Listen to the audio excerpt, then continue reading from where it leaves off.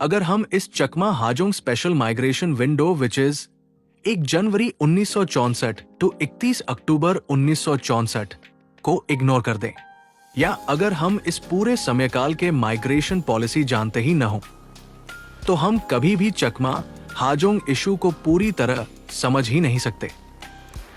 यदि हम इस स्पेशल माइग्रेशन समयकाल के माइग्रेशन पॉलिसी को नजरअंदाज कर दें, तो चकमा हाजोंग मुद्दा अक्सर उसी कहानी जैसा हो जाता है, जहां कुछ अंधे लोग हाथी को छूकर अलग अलग राय बना लेते हैं।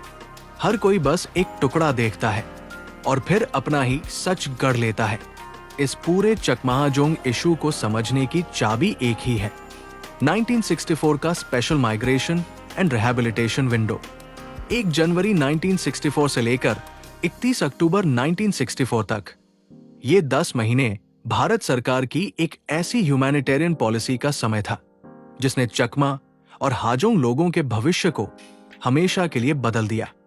जैसे आजादी के बाद 19 जुलाई 1948 तक पाकिस्तान से आने वालों के लिए एक खुला माइग्रेशन पीरियड था, वैसे ही 1964 में ईस्ट पाकिस्तान में भड़की भीषण कम्युनल वायलेंस के कारण भारत ने फिर से एक ह्यूमैनिटेरियन विंडो खोला। This was a conscious policy decision.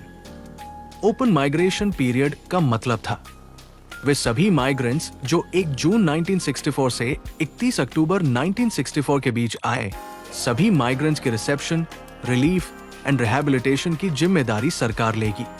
ये साधारण माइग्रेशन नहीं था, ये एक official government led rehabilitation programme था। 1964 से पहले नियम बहुत सख्त थे। 15 अक्टूबर 1952 के बाद ईस्ट पाकिस्तान से भारत आने के लिए माइग्रेशन सर्टिफिकेट अनिवार्य था। 31 मार्च 1958 के बाद माइग्रेशन सर्टिफिकेट होने पर भी रिलीफ या पुनर्वास नहीं मिलता था।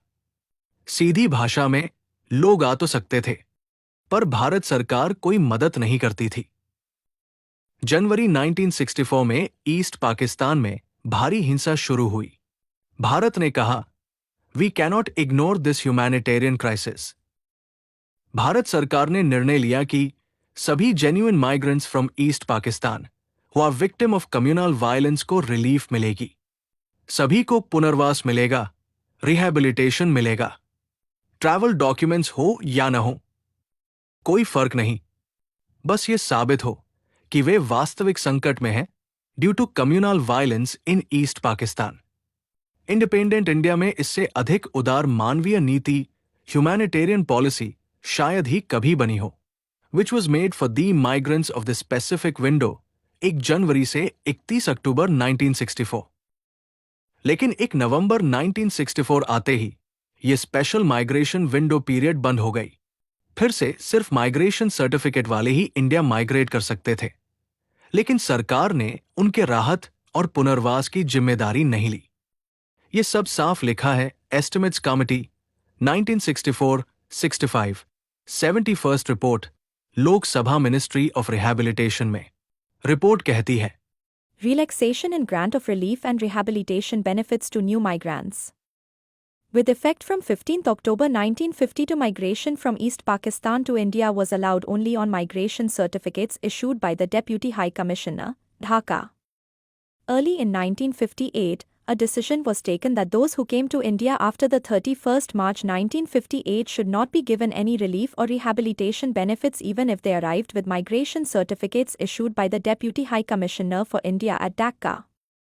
After the communal disturbances in East Pakistan in January 1964, the policy was relaxed and it was decided to offer relief and rehabilitation to all the new migrants, i.e., those arriving in India after 1st January 1964 who were in genuine need of and desired such assistance, irrespective of whether they possessed any travel documents or not. Revised policy effective from 1st November 1964. With effect from the 1st November 1964, the government have again decided to restrict relief and rehabilitation benefits to those who come with migration certificates.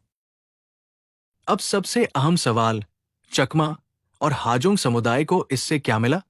Why this matters for चकमास हाजोंग्स? सब कुछ, क्योंकि वे इसी special window के दौरान आए थे, इसलिए उन्हें सामान्य माइग्रेंट्स जैसा नहीं बल्कि इंडियन डिस्प्लेस्ड पर्सन्स जैसा माना गया and they received special status. इस नीति के कारण चकमा हाजोंग 1. नेफा में फॉरेनर्स नहीं माने गए। 2. फॉरेनर्स एक्ट 1948 लागू नहीं हुआ। 3. इनर लाइन परमिट बिफर 1873 की आवश्यकता नहीं थी। 4. Tibetan, Burmese, Sri Lankan asylum seekers की तरह असाइलम प्रक्रिया नहीं थी। 5. गवर्नमेंट डॉक्यूमेंट्स में उन्हें डिस्प्लेस्ड पर्सन्स, न्यू माइग्रेंट्स कहा गया, रेफ्यूजी नहीं। 6. उन्हें भारतीय नागरिकों की तरह पुनर्वास लाभ दिए गए, land allotment, rations, employment, recruitment into central government services, special relaxations in recruitment rules. ये इलीगल माइग्रेशन नहीं था, ये एक सरकारी पुनर्वास कार्यक्रम था, ये एक गवर्नमेंट स्पॉन्सर्ड रिहैबिलिटेशन प्रोग्राम था। जब इस 1964 विंडो को लोग इग्नोर कर देते हैं या जब उन्हें इसकी जानकारी ही नहीं होती, तो वे चकमा हाजोंग को अन्य वेव्स ऑफ माइग्रेशन जैसे 1971 के बाद वाले माइग्रेंट्स के साथ मिला देते हैं। यही गलतफहमी की जड़ है, यही विवाद की जड़ है। इस प्रकार 1980 के दशक के एंटी फॉरेनर एजिटेशन और सेंटिमेंट के मद्देनजर चकमा और हाजोंग को फॉरेनर्स के रूप में गलत तरीके से पहचाना गया, रॉन्गली आइडेंटिफाई किया गया और अरुणाचल में चकमा और हाजोंग समस्या शुरू हो गई। 1964 की इस स्पेशल माइग्रेशन विंडो को जाने बिना चकमा हाजोंग मुद्दे पर कोई भी राय बनाना उसी कहानी जैसा है, जहां अंधे व्यक्ति हाथी का सिर्फ एक हिस्सा छूकर पूरे सच का दावा कर देते हैं। सच अधूरा नहीं होना चाहिए, इतिहास आधा नहीं पढ़ा जाना चाहिए। Only a complete picture reveals the truth. ऐसे ही दिलचस्प वीडियो देखने के लिए दयुन टॉक्स को जरूर सब्सक्राइब और फॉलो करें।